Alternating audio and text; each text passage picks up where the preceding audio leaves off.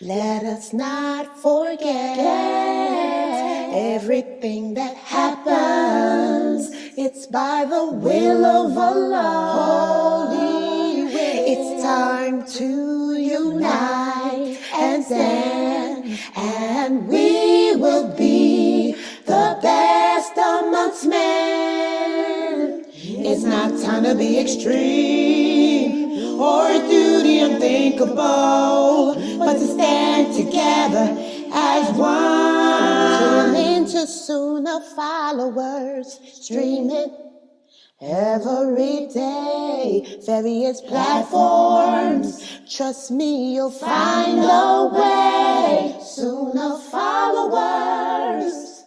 Ain't no love being a thug, running through these streets like it's the place to be. Ain't no love, you're gonna get caught up. Ain't no love being a thug, running through these streets like it's the place to be. Ain't no love, you're gonna get caught up.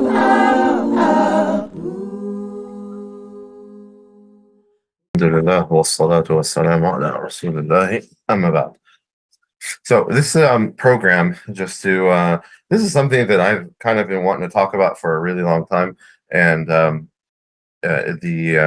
impetus for this exact program was actually an incident that happened in the community in which I live in which we have typically one of the masajid, we have a Saturday night family program where we try to have an Islamic talk and followed by dinner, and usually try to get the families together and people can eat and the kids can play and hear something inshallah valuable. And so what happened not yesterday but the week before was that apparently a group of about 12 or so boys, teenage boys, that they decided during the talk, the lecture, that they were going to leave the masjid property and they were going to go across the street to an apartment complex. And somebody threw a brick at a window or one of the apartments, and so another kids took some pole. I'm not sure why, but he took a pole out of somebody's yard and ran away with it. And just being stupid boys is basically what they were doing. And but of course, something like this, not only could they, in the world in which we live in today, they could have been harmed. A lot of people right now are sitting literally on their gun in their house, and all they're waiting for is somebody to pull into their driveway, as we've seen in the news, or somebody to walk onto their property, and they want to shoot somebody. And furthermore, Muslims in the United States or in the West, they don't need any more negative publicity. And so why are we doing this? And so the thing that so it bothered me, of course, that the kids were kind of being kind of doing that type of behavior, but it also bothered me the language. They were calling each other the N-word, kind of like behaving like gangsters, essentially behaving like like what they see on television. And so I put this lecture together, and so some of it is not going to be very applicable to you guys because you may not. It was intended for a lot, for the kids, really. So when you did this program yesterday, I wanted the teenage boys and girls to be there so that we could talk, we could kind of have a little bit of interaction, and it was very interesting, the interaction. So I will share that with you. So essentially, today's program is really, we're going to talk about kind of the role models that a lot of our kids have. What is the gangster culture that is kind of pulling them in? The concept of tazyin, which is an Islamic concept that you should be aware of, and then the idea about parenting, about making sure that we're doing the right job when it comes to parenting. So unfortunately, this topic, there's a lot of race issues in this topic, and so it does have sensitive content. And I told the people in the masjid yesterday, and I'm telling you guys as well, if I didn't get this right, if I say something that you feel is insensitive, or I've said something that's offensive, I would ask you to let me know. Yesterday was the first time I ever gave this program, And alhamdulillah, I didn't get any negative comments on this regards, and so hopefully you guys will not all will not find anything offensive about this discussion either. So we talked yesterday. I had the kids try to name these people, and so I'm not sure if there's any young people listening to this right now, or it's mostly parents, but put this guy up, and so kids knew him right away. So as soon as I threw this the picture up, people were like, "Oh, that's Tupac." Like all the kids knew him. Very few of the adults knew him. And again, remember that we're talking about the masjid, talking about primarily an immigrant population who are raising their kids in this country. So we're talking about people who have immigrated and their children are first generation Americans. So the parents sadly have no idea who this man is and what he stands for and how he lived his life and what he did with his life. And certainly they also don't know how he died. Then this guy. So the kids knew him right away, Jay-Z. He's a multi-billion-dollar, music producer who produces a lot of the hip hop that the kids are listening to. He makes a lot of money off of basically selling his people is what he's doing. He's selling black people in the United States a lie. He's destroying entire communities. Okay, so he can be a wealthy man, and yet people look up to him. Eminem, same kind of thing. And so a lot of people, they love his story that rags to riches. He was born a poor kid on the wrong side of the tracks in Detroit. Worked his way up through the rap contests and things like that, so he became the multimillionaire that he is now. This guy Drake, I'm sure you can tell from the picture what kind of classy human being that is. We also see Snoop Dogg, and most people, Snoop Dogg is generally not associated with anything good. Okay, he's associated with alcohol commercials and smoking, as you can see here. Smoking marijuana is what he's doing. He's smoking a joint. So he is well known for kind of encouraging the smoking of marijuana and drugs and whatnot. So another unfortunate person that our children know very, very well. And this is Puff Daddy, or Sean Diddy Combs, who is in the news a lot today because of the fact that apparently he has been running some kind of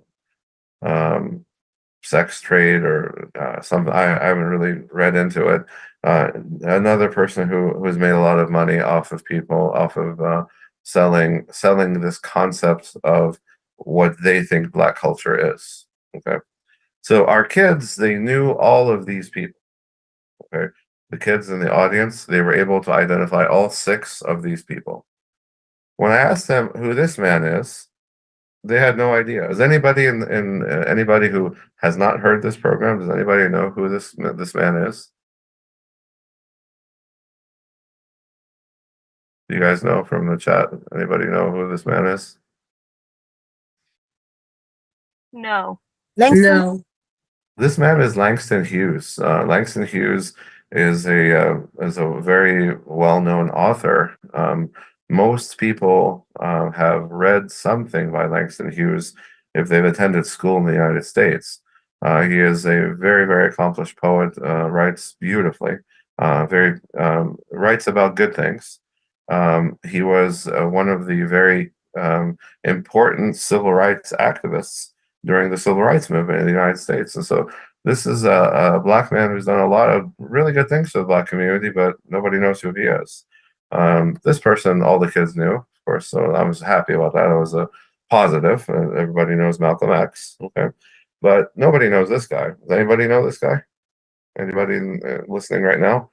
Anybody know who he is? He's a modern day person. This is a picture of when he was a little bit younger. Kind of still looks the same. Anybody? No, but when you mentioned Langston Hughes, it reminded me, I read some poems of his in school. So yeah, but I don't know the last man. I know that one in the middle, Malcolm X. Sure. The last person, his name is Professor Dr. Thomas Sowell. Sowell spelled Sowell. Sowell. And so I encourage you guys, especially people who are interested in this topic of the African American experience, or the Black experience in the United States. I encourage you guys to kind of look him up, but I'm going to share a couple of things about him with you. So Sowell is very he spent 30 years. He's a professor at Stanford University, an elite American university in California, where he has spent the last 30 years writing and researching about the Black experience in America, so the African American experience. And he has some very interesting theories, and it's pretty hard to kind of knock his theories. There are people who disagree with him, but they have a hard time kind of going against his evidence. He has a lot of very strong evidence. So one of the things that he talks about this concept of crackers. Okay, so and I don't mean the food cracker. He's talking about the racial epithet or the derogatory term for white people that has been used in the past about in regards to white people. So a long time ago, those of you who are old enough who might remember Richard Pryor and people of that era, okay, they used to call white people crackers. And so what is a cracker? Cracker is essentially a Southern white person. So we're talking about, when they talk about poor people in the South, we're talking about Maryland, Virginia, Georgia, the Carolinas, that part of the United States. And so this is before a lot of the migration into the Midwest and to the west part of the country. And so when the United States was primarily kind of isolated to the East Coast, or east of the Mississippi, poor white people in the South, okay, were known as crackers. So where did this word come from? Some people say it's short for whip cracker because they used to, these were people who their jobs entailed manual labor, driving livestock like cows and pigs and such with a whip.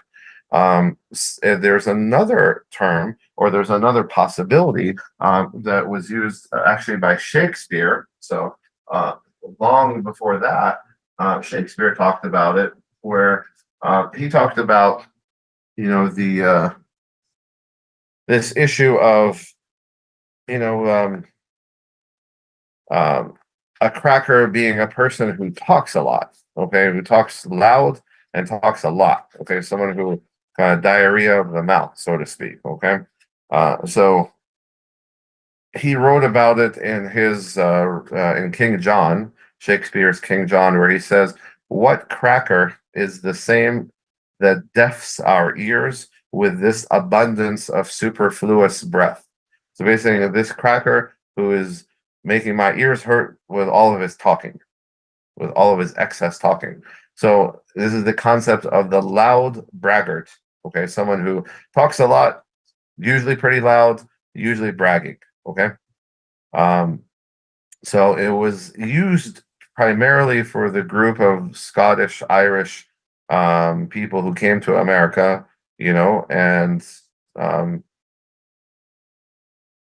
it was something that was pretty common. So white people, particularly white people of a northern kind of culture, used to use this term against other white people from the South.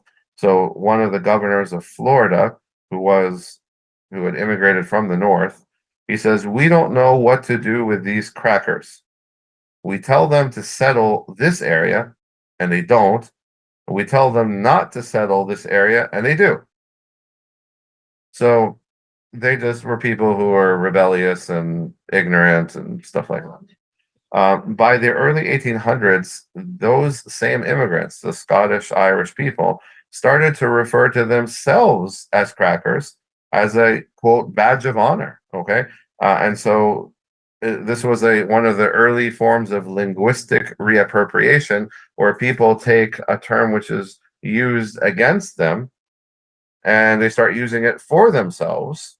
Okay, as a way of reclaiming the words, as they say. Okay, so over the course of time, basically, crackers were essentially the term used for white people of a lower class or of a criminal disposition. Okay, so this comedian, he has something, kind of a joke about it. Religion has their holy sites, right? Muslims have Mecca, Jews have Jerusalem, Christians have Cracker Barrel. Right? Old Christians love a cracker barrel. They don't even say barrel, they say barrel.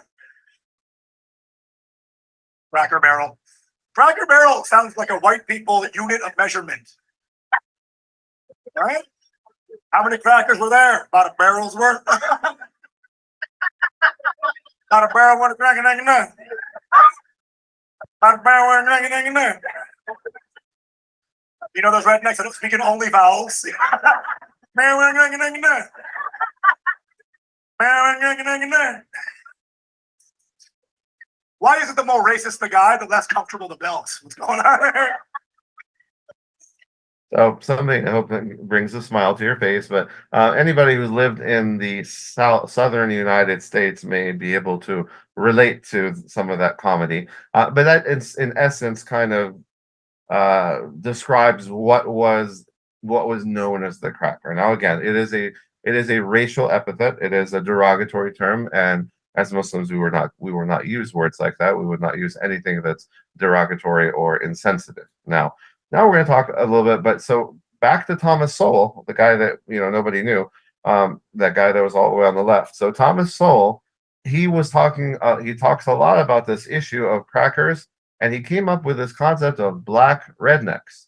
So he basically is saying, okay, his research, if we were to try to summarize his research, as this man in the video will for us in a moment, Thomas Sowell was saying that black culture is not what is represented to us today in the media. For those of you who are old, is anybody old enough to remember black entertainment television? Yes, BET. Yep, BET. So, since you remember that, can you describe for me at any given time, if you turned on BET, what would be on? What would I expect to find on that channel at any given time, day, night, doesn't matter. At any given time, you'd be expected to see the shows like, Martin and Black people shows. You also see music and music videos and people who just perform and stuff. Okay, so the music videos that they would show, what kind of things are we talking about? People singing, using their beautiful voice and singing beautiful songs about culture and education and love, or would be seeing something else? Not It necessarily. usually be something else, Something else, like what? like drugs and stuff, and There the we go. life. So women who are almost naked, if not, for all intents and purposes, they are naked, showing all of their body parts. Okay, dancing around, jumping around, guys with chains, singing rap songs, usually hip hop, talking about drugs, talking about killing people, talking about I'm gonna, if you cross me, I'm gonna take you out, I'm gonna kill you, I'm gonna beat my woman, I'm gonna, basically violent, angry songs. Okay, and so the thing is that for again, this was on BET, and so this was represented to black people in the United States as this is your culture. What is your culture? Your culture, is it an educated culture? No, it's not an educated culture. Is it a culture that's modest? Absolutely not. Is it a culture which is calm and and works things out by logic and by no? It's a culture where it's violent. Okay, this is the culture that was sold to people. Okay, and that started back in the 80s. Okay, and now we're seeing the kind of the impact of that.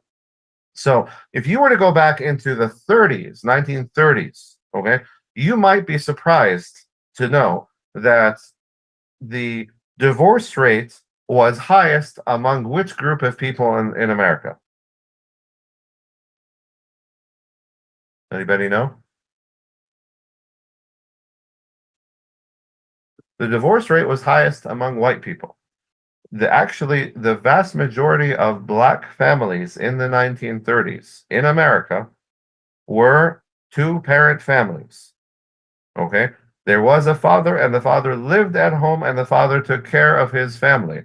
The father had a job, and he cared for his family, and he raised his kids. Okay, So the divorce rate among black people in the United States in the 30s was far lower than it was among white people. And in fact, the marriage rate among black people in the 1930s was much higher than the marriage rate among white people.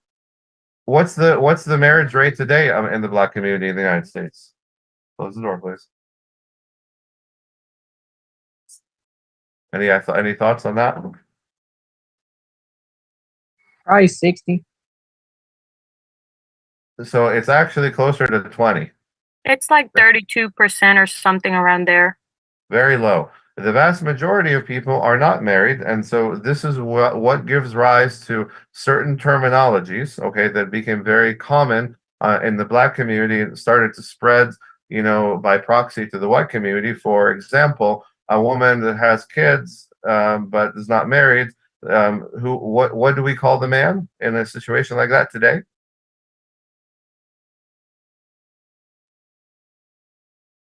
What's the cultural word for him, or what's the slang term for that kind of a guy? Baby daddy. Very good, baby daddy. Okay, and so we got baby mama and baby daddy and all these types of things. And so this was not the culture of African Americans in the United States as of the turn of the century. So how did we get to this point? Okay, from that, how did we get to a marriage rate of 80% down to a marriage rate of between 20 and 30%? How did we get from men who were responsible for their families and cared for their families to men who are completely irresponsible and a generation which is only being raised by single mothers? How did we get to that point? And so this is the thing that Thomas Sowell is talking about. And that's why it's important for you to know who he is, because he's talking about what happened to the African American culture. So I'll let you listen to what this man has to say. Essentially, this white gentleman above, he's actually summarizing some of Thomas Sowell's ideas. Hey, yo, black people, you listen? I'm not that thirsty of a person to just believe anything that somebody tells me, but I am thirsty enough to drink this entire bottle of hot sauce. If you're able to prove to me why it is that there's a very good chance that what this man said is the truth. When liberals look at the people in ghettos, they say, racism. That's why they're not succeeding. And Sowell is saying, no, it's not.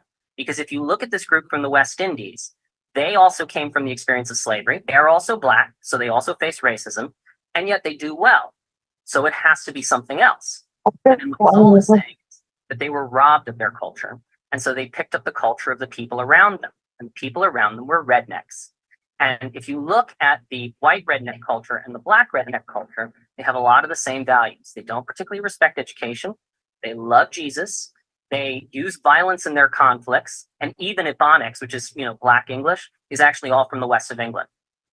So I'm not sure if any of that is surprising to you guys, but so this is the idea that Thomas Sowell has. He said basically when these black people were brought from Africa, okay, they had a culture. They had a culture, and in fact, a large number of them had what kind of a culture?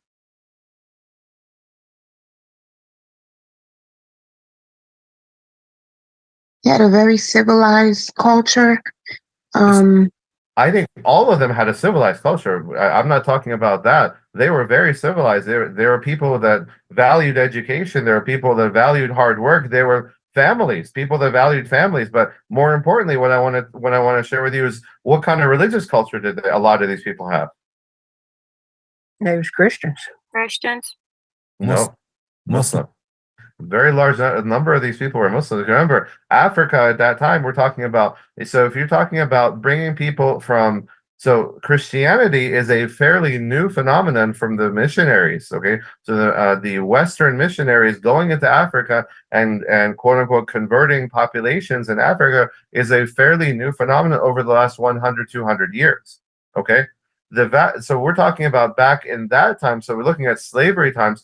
400 or 500 years ago, when these people were being brought to the United States, okay, so these people were coming from West Africa, which were places like Ghana, Senegal, Nigeria. Okay, these countries are almost all of them they have very, very heavy populations of Muslims, and they've always had. I mean, since going back, 1,000 years since Islam came to that area. Okay. The others, some of them were animists. Okay. So we're talking about Congo and places more in the central part. Okay. Central Africa. Some of them were animists, so they were people who were mushrikeen, essentially, people who believed in a variety of things. And then you're talking about, start looking in the southern part of Africa. Okay. Again, there's less Muslims at that point in time, more animists. Okay. But a lot of these people that were brought over were Muslim.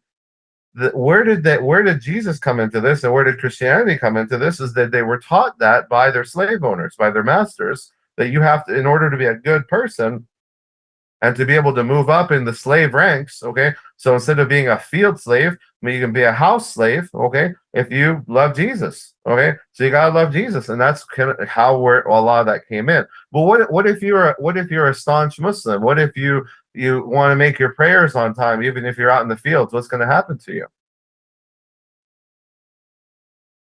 You're going to get beat. You're going to get beat to death. Okay.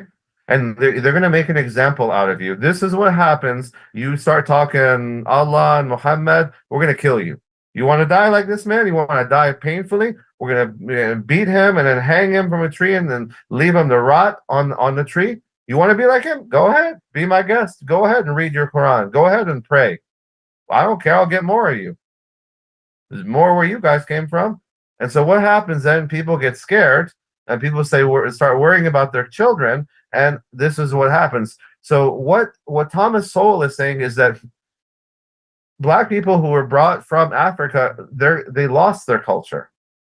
And the evidence for that is when you consider that slavery also existed in the Caribbean. So slavery was not something just in America. It also happened in the Caribbean. So Barbados, Jamaica, the Bahamas, all the, Antigua, all these countries, they all had slave populations. Okay. Now, what happened to those people? Okay. So, so Black people in the Caribbean, they also are Black, so they have racism. They also had slavery. But when you look at them, especially when they come to the United States to do something, to come work, you find that they're very hardworking. They're very family oriented. They're very decent, respectable, cultured.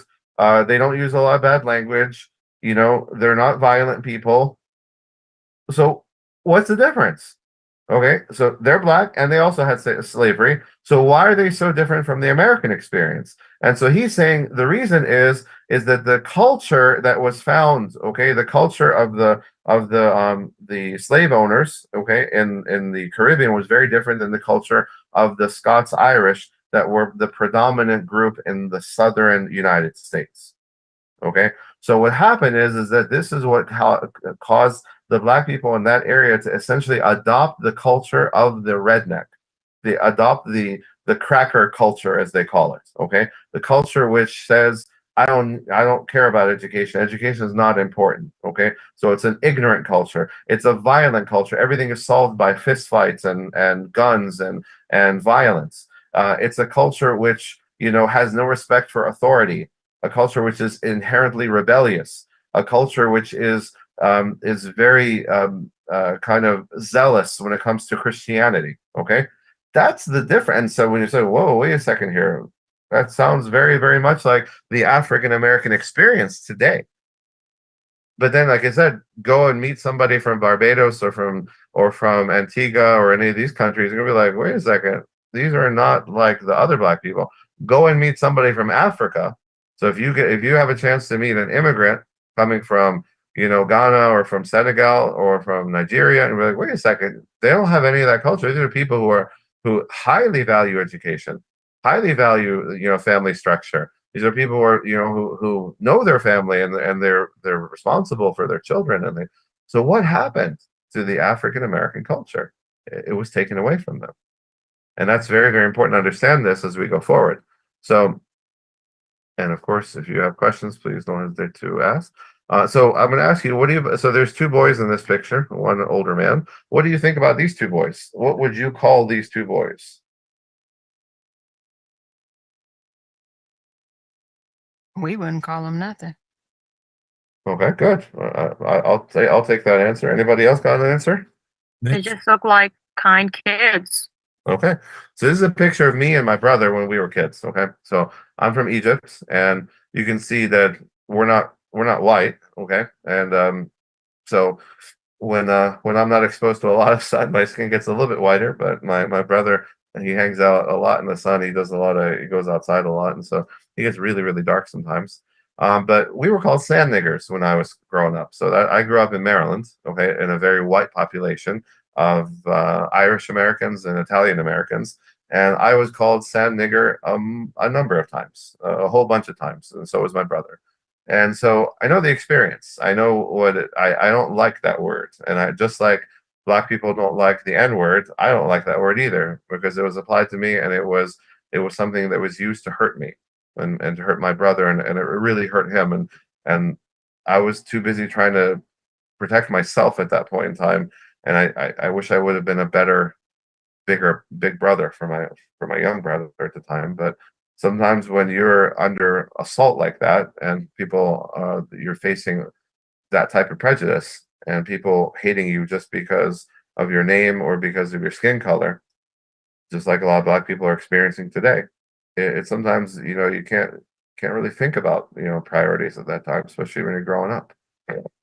It's And the so same.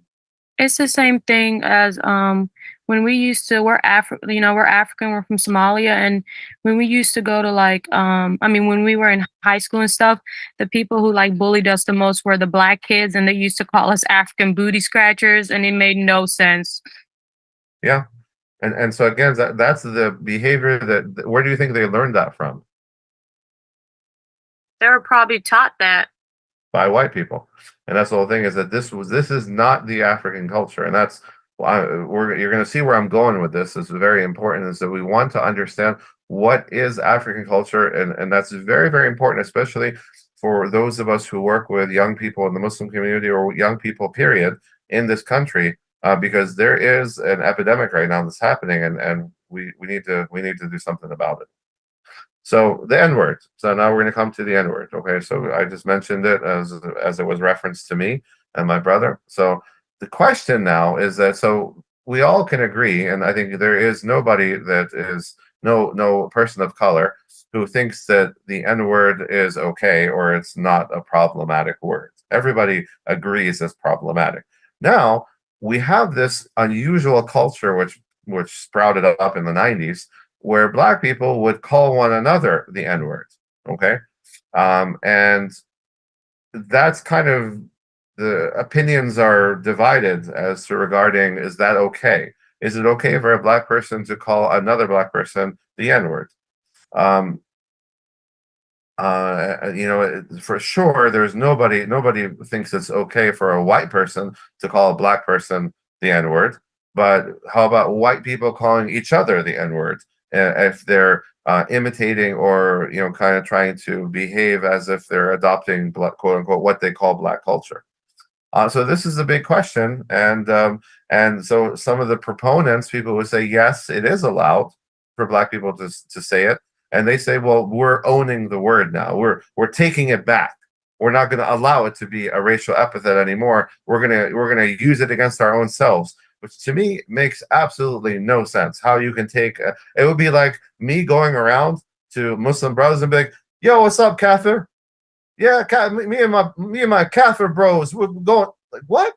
Why would that be okay? Why would it be okay for me to call another Muslim a Kafir, okay, and then say, well, I'm owning the term? Doesn't make any sense at all. It has absolutely no logic to it. But here we are. So when we ask that question, here's the answer. Who's allowed to say the N word? Honestly, not many people. People of color, I would think, Only black people are allowed to say the N word. Point blank. I don't have a problem with any other black people saying it. I just think be conscious of how you say it and where you're using it in the context, and don't use the hard ER because that's really bad.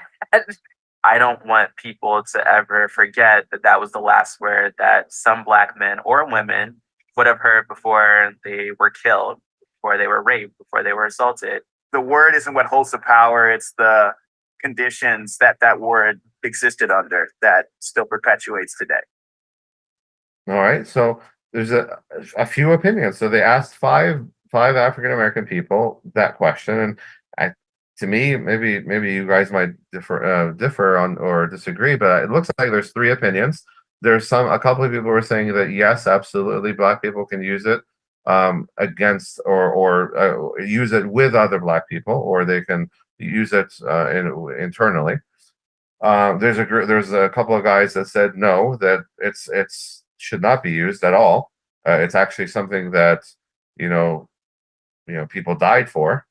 And there's like one guy I think that's kind of in the middle. Not really. She didn't really kind of clarify his position. So the question then, who is right, and what standard do I use? Is this something we should take a poll on? We could ask a bunch of people, in the community and see what everybody thinks. Is that how we decide things? The answer is no. The answer is the Quran is the criterion. So the criterion. So when we look at the Quran, one of the names of the Quran, okay, is Al-Furqan.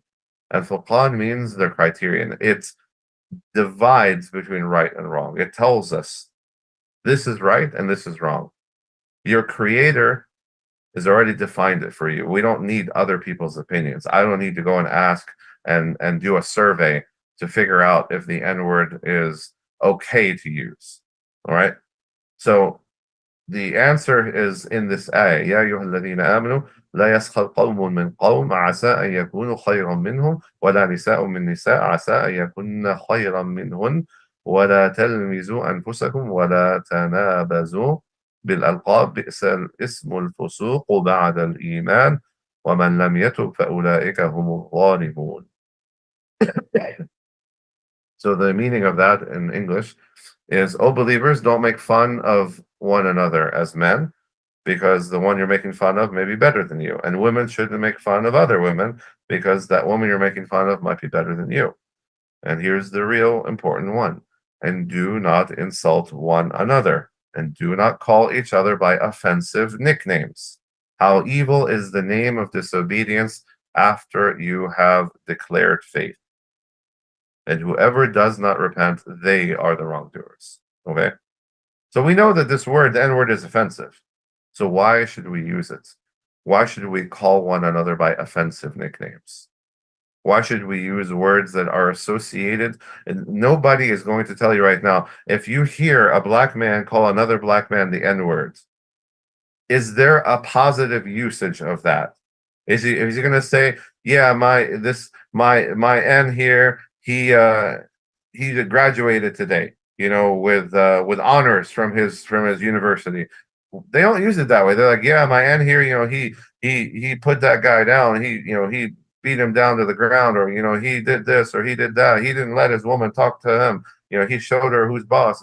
That's how it's being used. This is not something that a believer should be doing. And that's the idea. We have the story of Bilal and Abi Dhar. These are two of the companions of the Prophet. Bilal was a black person who was one of the earliest Muslims. He is honored by how early he became a Muslim, number one. Number two, he was the mu'adhin of the Prophet ﷺ, and he was beyond that one of the elite righteous people. In fact, the Prophet ﷺ, in one very famous hadith, he said, "Oh Bilal, I found myself in Jannah last night, and I heard the sound of your sandals walking in Jannah. What are you doing that Allah allowed you to go into Jannah?" Like, he's asking him, what good deeds are you doing that I'm not aware of? And so Bilal answered him, and he said, "Well, I don't think I do anything special, except that when I make wudu, I pray 2 rak'ahs after that." So that was something he was doing on his own. And so the Prophet ﷺ told him, he said, that action has put you into Jannah. So Bilal is one of the elites, among the companions of the Prophet ﷺ. Abu Dhar is also one of the elite. He's someone who was actually a gangster. He actually was one of his tribe of Ghifar. They were highway robbers. And he was one of the very early people who accepted Islam. And he went back to his people, and he talked to them about Islam until they all became Muslim. And subhanAllah, when he came back to the Prophet ﷺ with his entire tribe, he actually brought another tribe, which was the tribe of Islam, And the tribe of Eslam, when they saw Ghafar coming, and they said, "Where are you guys going?" Like you see this big group of gangsters. Like, where are you guys going? And they said, "We're going to the Prophet Muhammad sallallahu alaihi wasallam. We're going to become Muslim." They said, "Oh no, you're not doing that before us. Like, you are not better than us. We're going to go before you." And so Abu Dhar showed up to the Prophet sallallahu alaihi wasallam with two tribes basically, and then all of them became Muslims. Abu Dhar was one of the great Muslims. So one time, much later, Abu Dhar and Bilal were having an argument. It happens. Brothers have arguments. Good people have arguments. And so Abu Dhar got upset with Bilal and he said, "You son of a black woman." So Bilal, when he heard that, he got upset. He said, what does my mom have to do with this? And what is this? So what do you think Bilal did? Do you think he beat him up? Do you think he beat up Abu Dhar? He punched him? He called him some names in return? They got into a shouting match. They got into an insulting match. What do you think happened?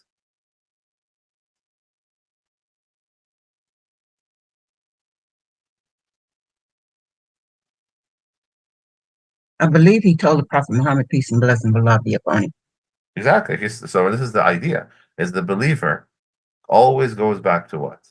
When there is a disagreement, when there's a problem, the believer always goes back to the Quran and Sunnah.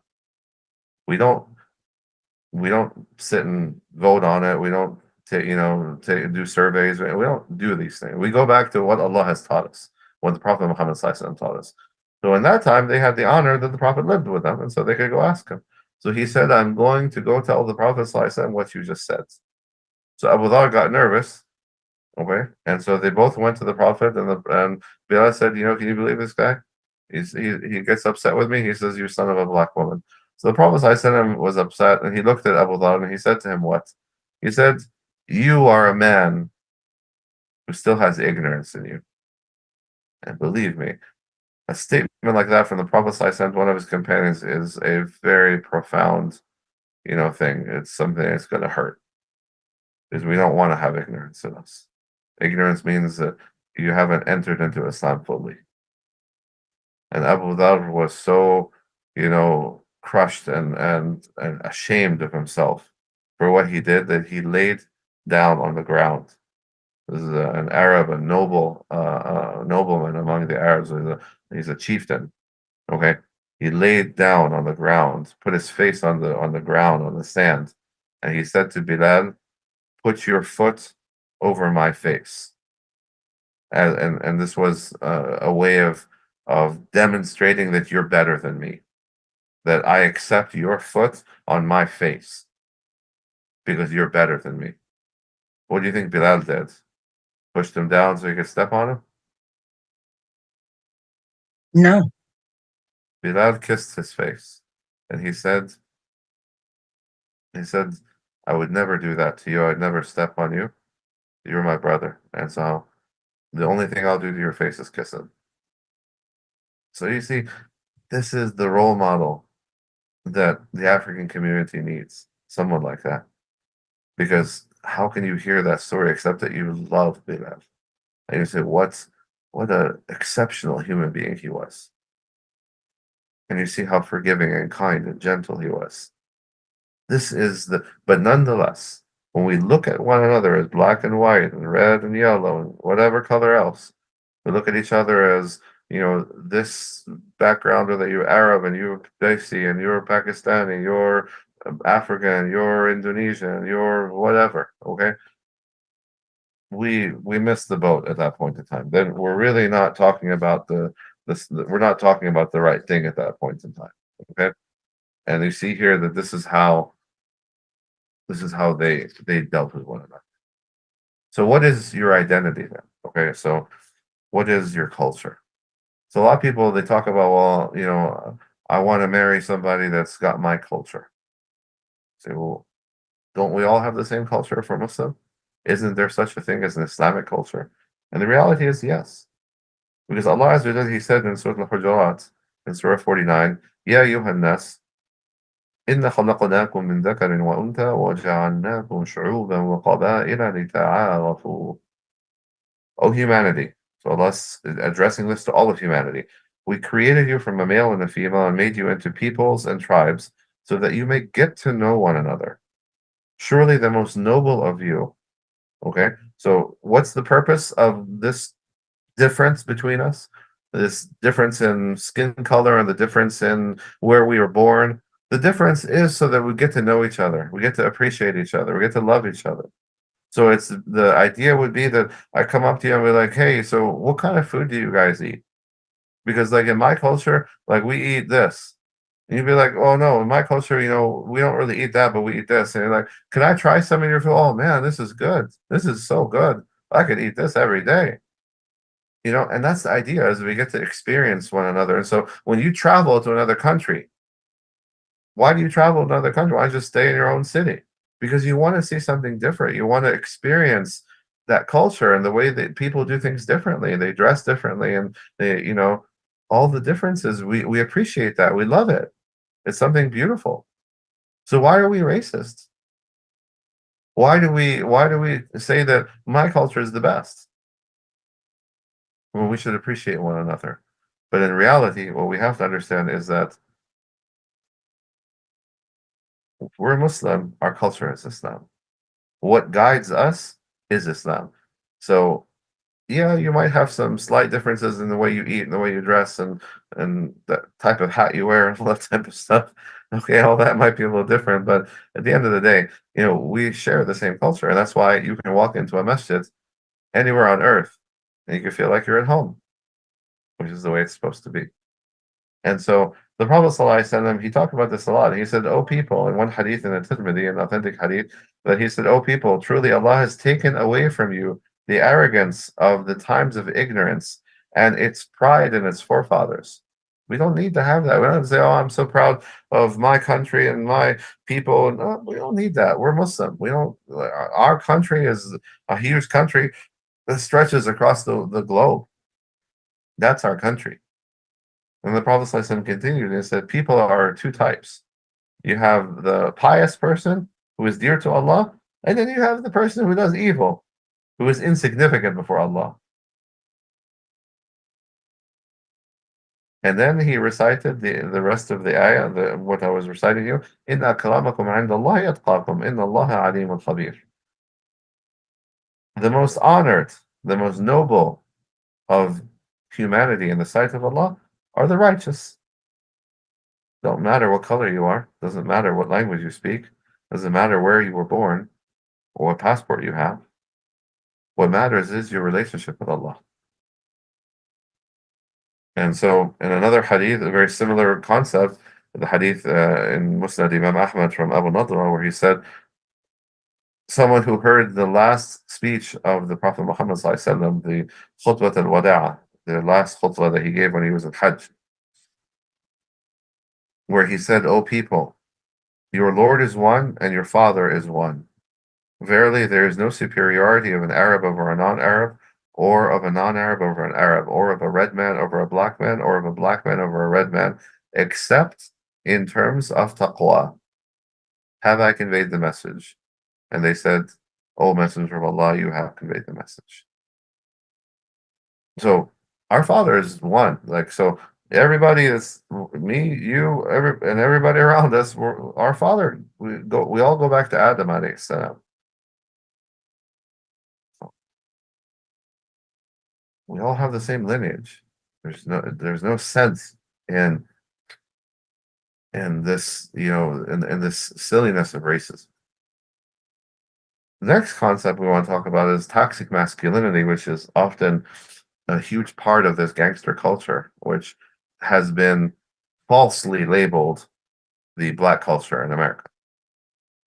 So basically, the concept here is that toxic masculinity is the essence of it is that if young people, young men particularly, they don't have adequate recreational cultural facilities, they don't have jobs, they don't have social networks, then what do? They end up going into gangs and they use violence to dominate and subordinate other gangs, okay, so that they can prove who's superior, who's the superior man. So high levels of violence are used to prove gang members' masculinity. And the way that young gang members often think about and understand masculinity often means gender-based violence. So a real man ain't gonna let his woman talk to him like that. You're gonna slap her. You're gonna put her in her place. You know, this type of toxic, ideology. And that's why we see that. So when we look at domestic violence in this country, we look at intimate partner violence, a whole lot of it happening in the Black community. It's out proportional. So when we look at percentages of people, okay, so the white community is this much percent of the community, the Black community is this much, the Hispanic community is this much, the Asian community is this much. Okay, what you find is that the Black population outperforms others when it comes to this issue. They do more gender-based violence because it is essentially taught as a way of proving your manhood. Okay, so you want to be a real man? Okay, you got to do this. And so the why that I wanted to get to when it comes to this issue, specifically with our kids in the Muslim community. So why do many kids want to act, dress, or try to be gangsters? Okay, and what we have to understand is in the absence of truth, okay, then human nature sprouts up in ways that are deviated or unnatural. So we look at this ayah in the end of Surah Al-Hadid, Surah 57, where Allah Azza wa Jal, He says, He talks about sending the different prophets and sending Jesus, alayhi salam jami'an, and He instilled compassion and mercy into the hearts of the followers of Jesus. Okay? And then He says, وَرَهْبَانِيَّةً ابْتَدَعُوهَا. But as for monasticism, okay, what is monasticism? This is idea of men and women saying we're not going to get married, okay? We're just going to go live in these monasteries, or so the nuns go live in their building, and the monks, they go live in their building, and they say we are holy people and we're not going to get married because we want to focus our life on the service of God. Okay? So Allah says this rahbaniyah, this monasticism, ibtada'uha. It's a bid'ah. It's a bid'ah, a religious innovation. They made it up. Allah never commanded them to do it. مَا كَتَبْنَاهَا عَلَيْهِمْ. We never commanded them to do it. إِلَّا ابْتِغَاءَ رِضْوَانِ اللَّهِ. So they made it up because they were trying to please Allah, because they wanted to be good people, they wanted to be righteous, and so the shaitan came to them and said, hey, I got a great idea for you people. Just don't get married. Just go live by yourselves in group of men. Just go live by yourselves in this place. You just wear the same clothes every day. You eat like really basic food, and in that way you can focus all your time on praying and fasting and worshiping God. What a great idea. And they were like, yeah, that sounds like a good idea. We should do it. And then but Allah says, فَمَا رَعَوْهَا حَقَّ رِعَايَتِهَا. Yet they did not even do it right. They made up the idea, but then they couldn't do it. What does it mean that they couldn't do it?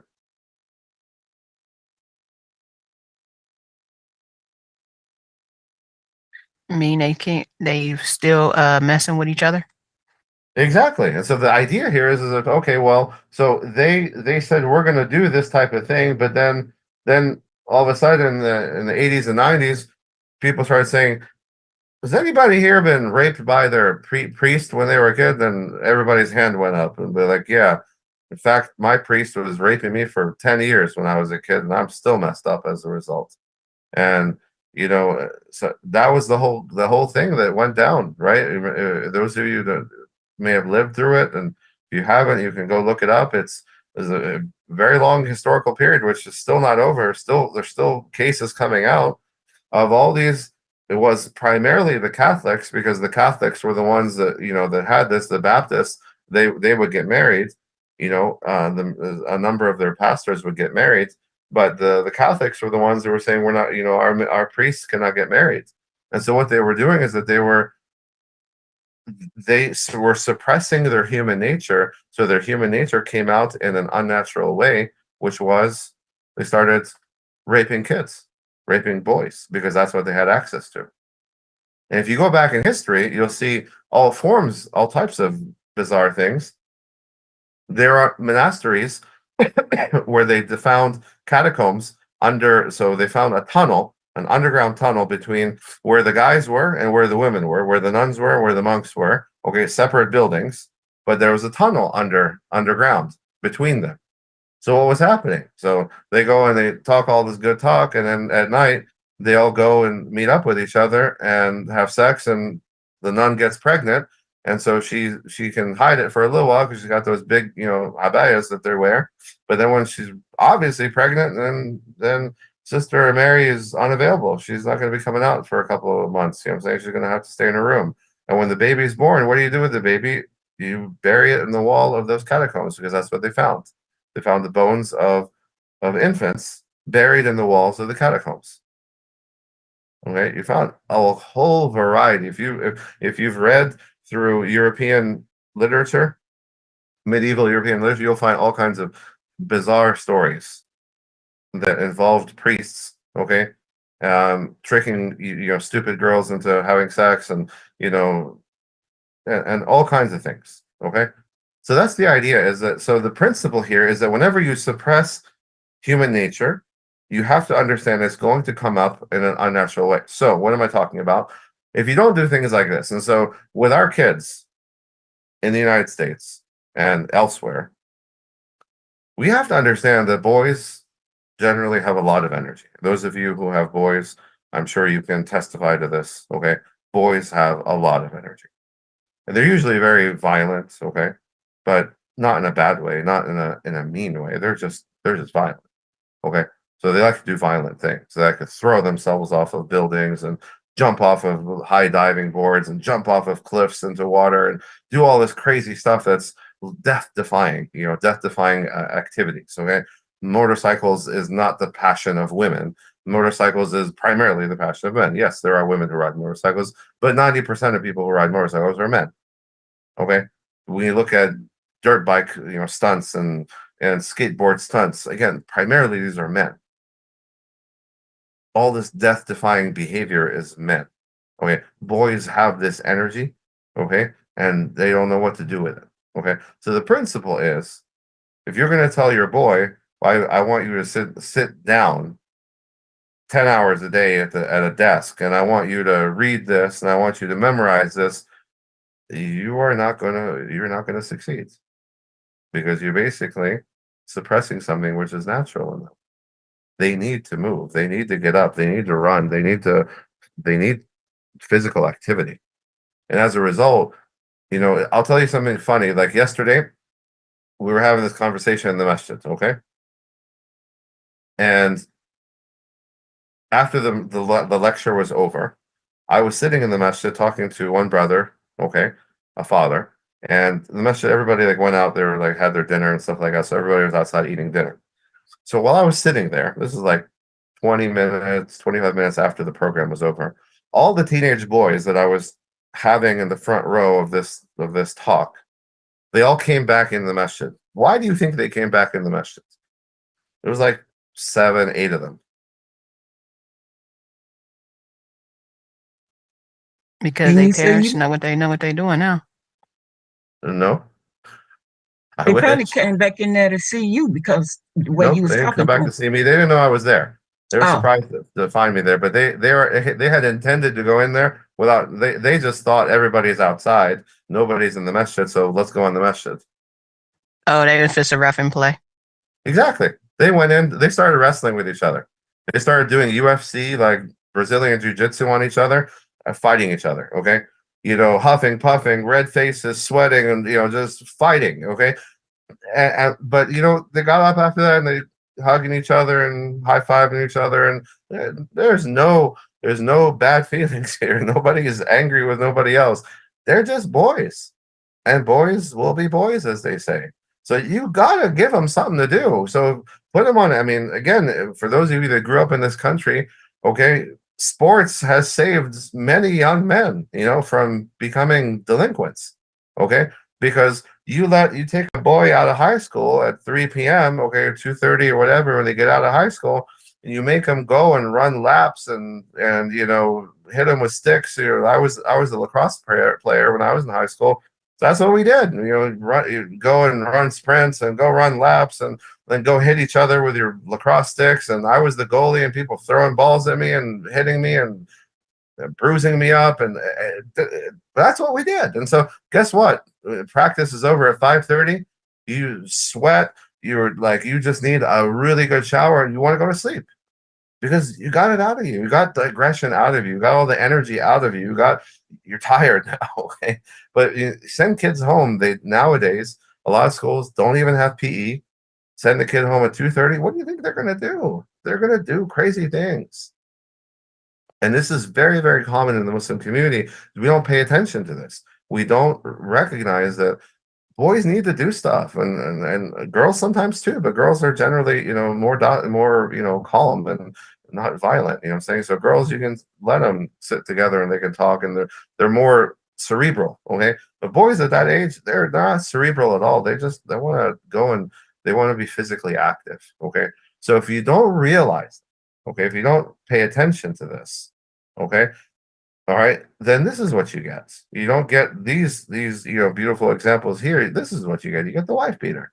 Okay, so where did the wife beater come from? The wife beater came from. So this picture on the far left. This is a Streetcar Named Desire. The play. Okay, and it basically was. It was based on a real story, a true story of a crime that happened in 1947, where a Detroit native, James Hartford, a white guy, was arrested for beating his wife to death. Okay, so across the country, readers were shown a reprinted photo of Hartford in a stained tank top undershirt. Okay, with the caption "The Wife Beater." So at the same time, Hollywood reinforced this connection between lower class brutish men and the undershirt. So in A Streetcar Named Desire is Stanley Kowalski, okay, who is shoving Blanche to the ground, okay. He's manhandling his woman, okay, while wearing that shirt, okay. So this became known as the wife beater. So in American culture, someone walking around with this T-shirt, people say that's the wife beater. If you do that in Egypt, nobody cares, okay. It's not really considered a classy thing to do, walking around outside wearing a shirt like that, wearing a tank top or a undershirt like this. People don't generally do it, but if you find someone that did it, you probably say, he's probably not a classy person, but you're not going to think he's a wife beater. But in the United States, this has become synonymous with the wife beater. So you see here in the middle, The Fast and the Furious, which is a hugely successful film, franchise in the United States. And here's the main hero, Dominic Toretto, okay, on the left, wearing the wife beater. So somehow or another, this concept became known. Okay, tough men, okay, tough guys, okay, that's how they dress. Gang people, gangsters, tough guys, people you don't want to mess with. That's how they dress, okay. And they all know it's called a wife beater, and they're totally okay with it, okay. That's the problem. So if we don't give our kids something to do, then, like I said, then remember that violence is going to come out in other ways, and that's coming out now. That kids want to be gangsters. The kids they look up to the gangster culture, and they like, I want to walk around, and I want people to be afraid of me. I want to carry a gun, and people are going to know not to mess with me. And so this idea of I want people's respect because they're afraid of me. This is what's happening. And so it's something which is spreading. It's not something which is in the Black community only. It's something which is in the Arab community and the Desi community, like the Pakistani Indian community. It's in all forms of the Islamic community. We have a problem, okay? Now, here's the problem is that there actually is something called the rujula. Okay, this is an Islamic concept which basically translates into how to be a man. What does it mean to be a man in Islam? And so rujula is coming from the word rajul, which means man. Now, there is a difference between rajul and dhakar. These are two Arabic words. Rajul means man and dhakar means male. And there is a difference between a man and a male. So what is this? What do we understand from the Quran about men? Who are the men in society? we take these two ayat from the Quran as central examples. The first one from Surah Al-Ahzab, Surah number 33. من المؤمنين رجال صدقوا ما عاهدوا الله عليه. Among the believers, there are men who were true to what they promised Allah. Okay, that's one. All right. The second one on the left, الرجال قوامون على النساء. That men are the protectors, the maintainers of women. So from these two ayat, we understand something important, which is that manhood is reflected in taking primary responsibility for providing security to society, which includes families from outward harm. Again, manhood is reflected in taking primary responsibility for providing security to the society, which includes families from outward harm. So in Islam, true manhood is not about being abusive to women and girls, nor is it neglecting the responsibility to protect them. Women should feel safe and protected by Muslim men, meaning safe from being harmed by them physically and dishonored by them emotionally, as well as feeling secure that Muslim men will stand up to protect them from outside threats, even if it means those men will sacrifice their lives for them in the process. So a real man, in the Islamic definition, is a responsible man. He's a man who takes care of his family. He's a man who protects his wife and his daughters and his sons, of course. He's not a man who abuses his wife and his daughters. He's a man who takes care of the bills. He's a man who makes sure that his family feels safe. And he is a man who, if necessary, will give up his own life to make sure that his family is safe. And I think you all can agree. Do we have a lot of those guys around, or are we lacking in that department these days? Definitely lacking. Definitely, yes. And that's what I hear from sisters all the time. So I hear from sisters all the time, brother, Dr. Ali, there are no real men left. Men don't want to have responsibility. So we got the man boys that want to, keep on acting like a child until their 30s and 40s. Men who expect their wives to go work so they can sit at home. Men who say, well, I don't have enough of a job. I don't have a lot of money, to be able to support you. So can you go out, sister, and help me out? I need some help paying the rent. And that same guy then goes and turns around and does what? Tells you that he's ready to have a second wife. Well, you obviously can't take care of one family, so how are you going to take care of two?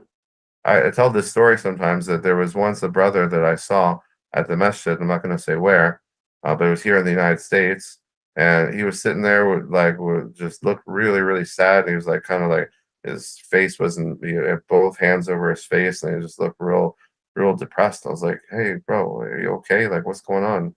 Are you all right? He's like, no, man. He's like, two of my wives divorced me today. I said, two of your wives? How many wives do you have, man?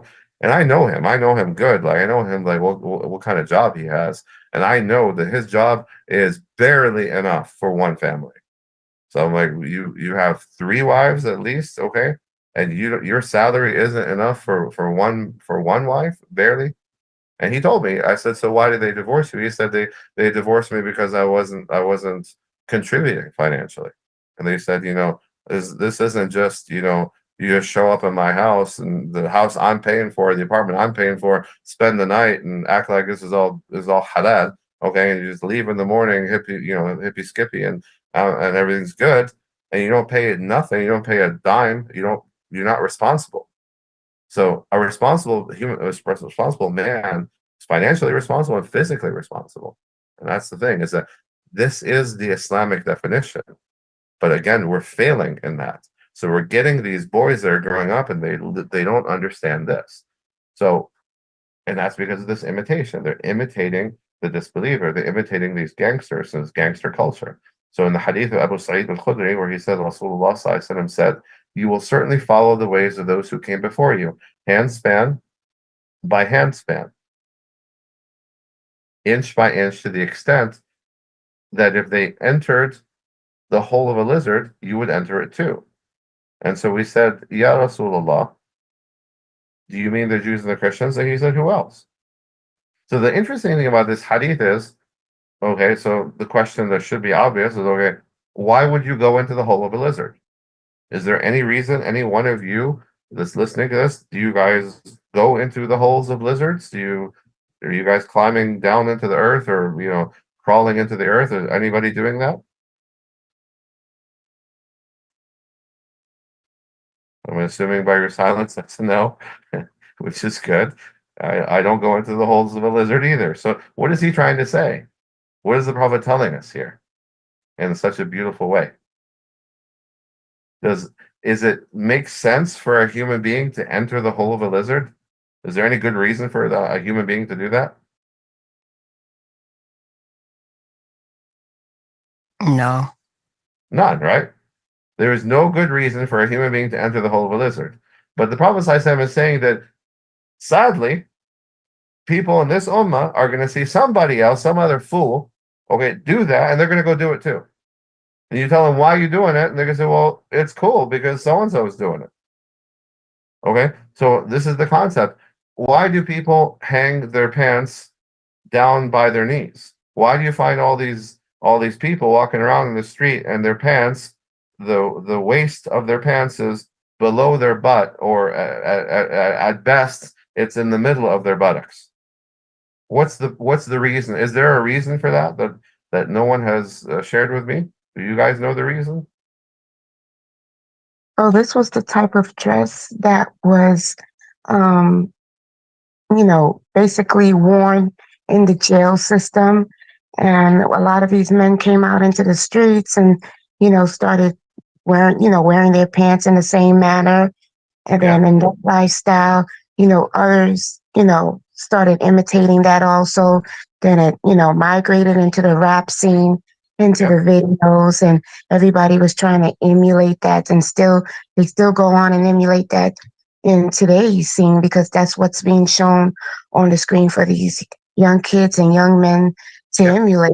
That's cool. So let's go back to the very beginning of what you said, that this was happening in jails. Why was it happening? Is that some type of jail fashion? Was that something that the jails decided that we're gonna make sodomy a little bit easier, so we're gonna just ask you guys in prison just to wear your pants under your buttocks? That way, when somebody wants to sodomize you, it's a little bit easier. Is that the reason? Exact. From what I remember, that was a reason also. It was a reason that some people would do that. You're 100% right. Is that some people would intentionally do that because they had homosexual kind of in desires. Okay, but the reason that the vast majority of people that they did it was because the jail doesn't have so many sizes, and so a person might show up in jail and they're a size medium pants. Okay, or size small. I'm sorry, size small. But there isn't a size small available. So they're going to give him a size medium. They're not going to be, well, I guess I'm going to let you wear your jeans until we get you a pair of prison pants. They don't care. I'm like, here, take this. I don't care. It doesn't fit. I don't care. You're still going to wear it. So you got this poor guy who's a size small, okay, trying to wear a size medium, or a guy who's a size medium wearing a size large, okay. And so as a result, the pants are sagging. Not intentionally, but they're sagging because he doesn't have the right size on. That's where it came from.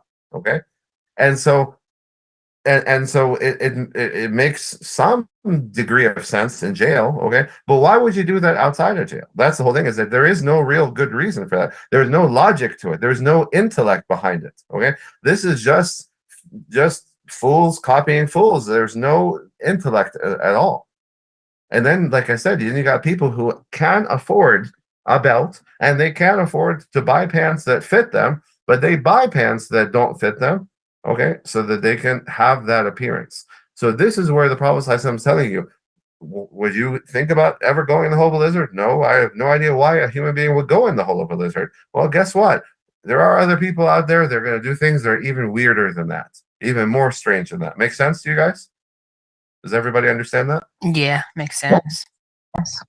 And then the hadith of Abdullah ibn Umar, the Prophet ﷺ said, whoever imitates the people is one of them. This is very dangerous because if you're imitating a disbeliever, then a lot of the Prophet ﷺ saying that you're going to be counted as a disbeliever. That's why we very strongly avoid that, because we do not want to be counted among them. And so Bilal Phillips, Hafidhahullah, he said this beautiful statement. He said, the more eagerly our eyes hasten to imitate people, the more resistant our hearts become to what pleases Allah. So all you care about is imitating others, okay, to look cool or feel cool or think you're cool or whatever, then your heart at the same time is becoming very resistant to Allah Azza wa Jalla. So what is the thug life? So this is the big, thing everybody's talking about, thug life, and the thug life chose me, and I didn't choose it, and this is a big thing, and it started in the Black community. It spread outside of the Black community extensively. Okay, thug life is something that it's an acronym, and so it's THUGLIFE, which actually stands for something. I'm not going to tell you what exactly it stands for because it involves curse words, but the hate you give little infants destroys everyone, is what Tupac is the one who came up with it, and that's what he was trying to say. So he's basically saying that children are the future, and so filling children's minds with hate, raising them in an oppressive political system, asking them to accept racism, sexism, police brutality, that has an effect which destroys life for everyone. So that's thug life. And so so I'll ask you this question. So did Tupac Shakur, when he made this acronym, did he intend something good to come out of it? I mean, is it a good thing to not teach children racism and sexism and police brutality? Is that something we should strive to do as Muslims? Should we strive to, keep stuff like that away from our kids? Or No, they need to know their environment. they need to know it, but we can teach them about it, but we don't want them to experience it, right? So that's what he's talking about. Like, they shouldn't experience it. They will experience it, sadly. But the question I'm asking you, is it a noble idea to protect children from having to go through that type of experience? Yeah, I think so. It is. Yes. 100%. It is. This is. I mean, if I took Tupac Shakur out of it and I took thug life out of it, I said, hey, as Muslims, we don't want kids to experience racism. We don't want young girls to experience sexism. We don't think anybody should be brutalized by the police or by any type of authority. You'd be like, yeah, absolutely. That's 100% Islam. So 100% what he said is good. But here's the problem, okay? When you try to dress things up, okay, in this ugliness, okay, you take a good concept and you try to dress it up with all this, sadly, with this falsehood, these false idols around it, it's not going to hold on to that meaning. And as a result, by 2015, thug life memes mutated into a series of images showing privileged suburban white kids, captioned with Tupac's quote, "I didn't choose the thug life chose me." And so they were trying to do that to be cool. Okay. It lost all of its meaning. So what happened is that, because sadly, he chose thug life, and thug is not a good word. Thug is not a compliment. You don't compliment somebody and tell them you're a thug. You insult somebody by telling them they're a thug. So sadly, he chose these bad words, okay, to create his acronym. And as a result, it turned into, people just used it for what they thought it was, which was the evil thing that they thought it was. And so as a result, what's thug life in reality? That's what we see in the streets today. And again, it's in the Black community. It's pervasive, unfortunately, in the Black community, but it's in a lot of the communities today. So there's a lot of the poor white communities, the same kind of thing is happening.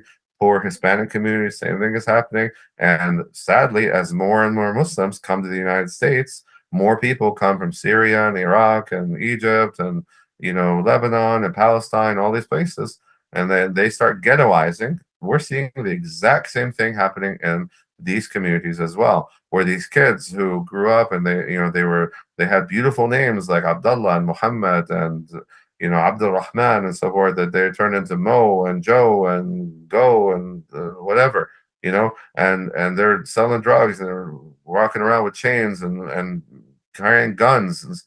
So it's not.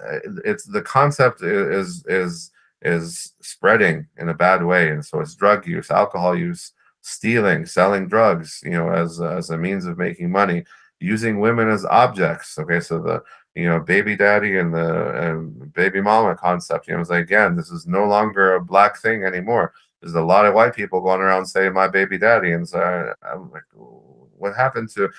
So this is the way they're trying to make it cool to say zina.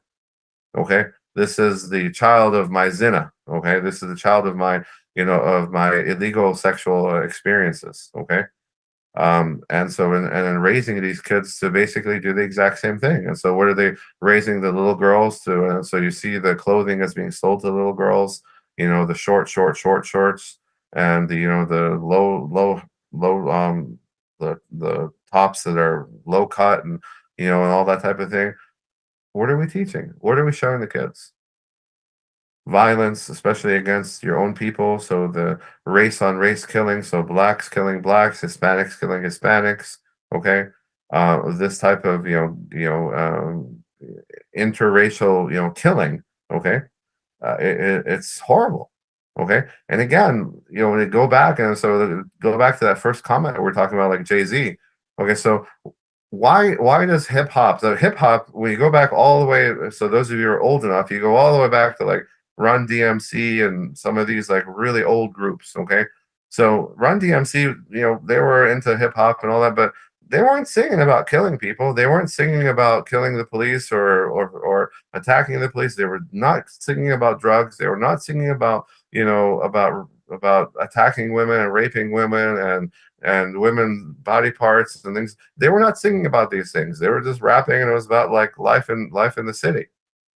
So how did it mutate into what it is today, where it's all about all this evil? Who is controlling that?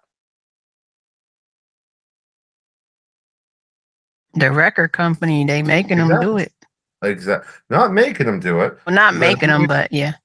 But you got the right idea, which is that if you come right now and you got a beautiful voice and you're like, I have this song that I'm singing, and I sang it in front of my neighborhood, and they all fell in love with it. And it's a song about how much I love God, and God is good, and God wants us to do good things with our life, and the children are our future, and I want them to grow up and and make us proud. Okay.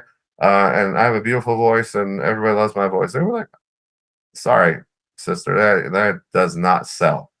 We need songs that talk about people getting killed. We need songs that talk about killing the police. We need songs about doing drugs. We need songs about beating your woman. We need that's what we need. And this has actually been tried in reality. So there's a very interesting things that have been a little experiments, social experiments like this, that have been tried. And who's the consumers? The biggest consumers of hip hop music in the United States are actually white people, by far, by a country mile. They're the ones buying this stuff, and that's what they want to hear. And so that's what Jay-Z and Puff Daddy and all these record these guys that are supposedly music producers. Okay, that's what they're going out and they're finding the next Dr. Dre and the next Eminem, to sing these songs about black angst and young angst and your anger and how you want to kill people and how you want to attack women and how you need to do drugs. That's what sells, and that's what they're doing. So they don't realize that they're actually destroying their own community. They're teaching these young people to grow up with that. And that's been proven that if you teach young people, again, you look at black people anywhere else. So you look at, there's black people in Europe as well. There are people that experience racism. There are people who have had some history in the past of some form of slavery. Okay. But you find a completely different culture. Why is that? Because they're not being exposed to this made up culture. And so, and this is the concept of tazyin. Tazyin. Okay. So the word in Arabic, it means beautification, to beautify something. So what it is, it comes from this ayah, okay, where Allah Azza wa Jalla, He says, وَعَادٌ وَثَمُودٌ وَقَدْ تَبَيَّنَ لَكُم مِّن مَّسَاكِنِهِمْ وَزَيَّنَ لَهُمُ الشَّيْطَانُ أَعْمَالَهُمْ فَصَدَّهُمْ عَنِ السَّبِيلِ وَكَانُوا مُسْتَبْصِرِينَ. So Allah mentions the people of Ad, the people of Thamud, and He tells us, and you have seen their dwelling places. You see their historical dwelling places that they still remain for us to see. What happened to them? زَيَّنَ لَهُمُ الشَّيْطَانُ أَعْمَالَهُم. The shaitan, he made their evil actions look good. He made it look like it was a good thing. And in the process, he blocked them from the path of truth, even though they were aware. So when we look in Surah Al-Zukhruf, Surah number 43, Allah Azza wa Jalla, He says, وَمَنْ يَعْشُ عَنْ ذِكْرِ الرَّحْمَنِ نُقَيِّضْ لَهُ شَيْطَانًا فَهُوَ لَهُ قَرِينٌ وَإِنَّهُمْ لَيَصُدُّونَهُمْ عَنِ السَّبِيلِ وَيَحْسَبُونَ أَنَّهُمْ مُهْتَدُونَ. Whoever turns a blind eye to the reminder of the most compassionate, to the remembrance of Allah, to the reminder that Allah gives us in the Quran, whoever turns a blind eye to that, we will appoint for him a devil, and he is to him a companion, who will certainly hinder him from the right way, though they think they are rightly guided. So this is where I always tell people, I say, you know what, brother, if you know what's the right thing to do, and you know the wrong thing, don't ever choose the wrong. Don't ever intentionally go the wrong way. Why? Because Allah gives us these trials. So if you say, I know I'm supposed to be doing this, but I'm going to do this instead, inshallah, later I'll be good. Inshallah, later I'm going to repent. Sorry, that later never comes. What tends to happen is what happens here. Whoever turns a blind eye to the remembrance, to the reminder of Allah Azza wa Jal, Allah appoints for him a devil to be his companion, who is going to continue to push him away from the right path. And who's going to continue to tell him, you're doing everything right. You're doing so good. Just keep on doing what you're doing. This is perfect. You are such a good Muslim, mashallah. Look at you. Look at how you're dressing. Look at all that, all that skin you're showing. You are calling people to Islam with what you don't understand. These people who are telling you that you're wrong by dressing this way, no, they're stupid. They don't know. Look at how many people are accepting Islam, but look at all these men who you got their attention with showing your skin the way you are. All these people are going to say, oh, how beautiful Islam is. He's going to find a way to make it and twist it and turn it and make it sound like you're doing the right thing. So the qareen, this devil, this companion devil, he does two things. He hinders you from the path of Allah. He blocks you from the truth. And secondly, he confuses the person into believing that he is upon the truth. He lies to you and tells you you're doing the right thing. So this hindrance from the path of Allah cannot be done except by beautifying falsehood and making it look good in your eyes. Not letting somebody realize that the Sharia of Allah, the rules of Allah, is being opposed. So man spends his whole life with this whispering in his ears until he recognizes the truth, but then it's too late. So on the day of judgment, he's going to say what? حتى إذا جاءنا قال يا ليت بيني وبينك بعد المشرقين فبئس القرين. So on the day of judgment, when that person is standing in the judgment, and then he sees everything, he sees now the truth. He's going to say to his devil, would that between me and you, I wish that between me and you was the distance of the two easts, or the distance between the east and the west. I wish I could be as far away from you as possible. You are the worst type of companion, because you lied to me my whole life, and now it's too late. So Ibn al-Qayyim, rahimahullah, he said, one of Shaitan's plots is that he always bewitches people's minds until they're deceived. He makes attractive to the mind that which will harm it until a person thinks of something as beneficial. And he discourages him from that which is beneficial until he thinks it will harm him.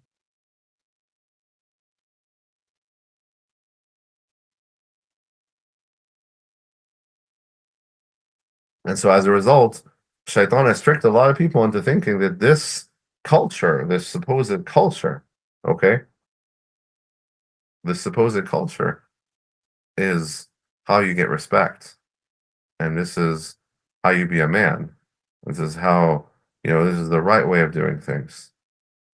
So lastly, and then I got to go because I have to pray, parenting. Okay, so we talk a lot about this for the kids, but what about the parents? So the problem here is that a lot of parents today, they often come and tell me, I want to be my child's friend. And I say, your child does not need you as a friend. They need a parent. They got other friends. What they don't have is they don't have a parent. Okay? So the job of parenting is the job of the mother and the father. It is not the job of the Islamic school or any school. It's not the job of the masjid. It's not the job of the imam. It's not the job of anybody else. Okay? It is your job. And so as a result, we have to know what our kids are doing. We have to know what our kids are consuming. Okay, you need to go and pull those headphones out of your kids' ears or those iPods that you bought them for $200 and put them in your own ear and say, hey, let me listen to it. Let me hear what you're listening to here. Let's listen to this stuff together and see the shock on their face at that moment, okay? Or, Dad, give me those headphones. No, Dad, I want you to listen to this. Or, Mom, no. You need to hear what they're listening to. Okay, you need to hear where your money's going. You need to make sure that when they're having conversations with their friends, that they're having those conversations in front of you. So we spend all this time working so hard so we can buy these big houses, okay? So that our kids can have their own little apartment. So they go in there, they lock the door, and then you don't know what they're doing in there. You don't know who they're talking to, what they're talking about, what they're looking at. You have no idea. And then you come to the masjid when the kid's 17 years old and he's turned into a gangster, turned into a hoodlum, turned into, criminal. You're like, I don't know what to do with my kid. Save me, help me, help. What do I do now? Like, I don't know what to do. You should have come and asked me this question 8 years ago. I would have told you what to do when your kid was 7 or 8. I don't know what to do with your criminal child right now when he's 17, selling drugs and, buying guns or whatever the hell he's doing. I don't know what to do with your daughter who ran off with her non-Muslim boyfriend. Okay? I don't know how to help you with that. I don't have a solution for that. Okay? Because it's too late. And we have to understand there is such a thing as being too late when it comes to our kids. And so good parents have to make the sacrifices, and sacrifices, you gotta spend time with your kids. You gotta be part of their life. You gotta know what they're doing. You gotta teach them. You gotta be the good example for them. Okay? When I talk to Muslim kids in the masjid, like yesterday, I asked them, who is Bilal? And all they could tell me was he's a black guy from the companions of the Prophet. One girl's like, oh, I think he used to call the adhan. That's all they know about him. This exceptional human being, this role model for all of us. That's all they know. They just know what his race is. They don't know anything else. And that's because we don't teach. So if we spend time sitting with our kids and say, okay, let's how about this? Hey, we're gonna play a video game, me and you, for 30 minutes. But after that, you owe me 30 minutes. Okay, I'm gonna play the game with you, okay? But then you gotta give me 30 minutes. We're gonna read some Quran, we're gonna learn about some of the companions, we're gonna read some hadith of the Prophet. Nobody does that. I explained yesterday to the parents, I told them, I said, there was this tafsir class, okay, that I offered people in the community, in my community. And I said, hey, there's this tafsir class. I really hope you guys will take it with your kids. Okay, it's 2 hours a week on a Saturday night. Okay, there's no excuse. You can't tell me you're working. You can't tell me your kids got to study. No, there's nothing. Saturday night is open. Okay, 2 hours. You sit with your kids. You listen to somebody talk about the Quran. You take some notes and you have a discussion. Nobody took me up on that offer. Not a single family of the families that come to me like, we need your help to, talk to our kids. Nobody, not a single family took that class. And I say, well, what do you guys want then? And I don't like to talk like this. I don't like to put people, I don't like to, shame people like that. But this is shameful, though. I mean, how come our kids don't know anything about Islam? It's because we're not doing the effort. So that's something about parenting, and so that is the end of this program. Jazakumullah khair. I hope, inshallah, that you guys benefited from it. If you guys have questions, I'd be happy to take your questions, but I just need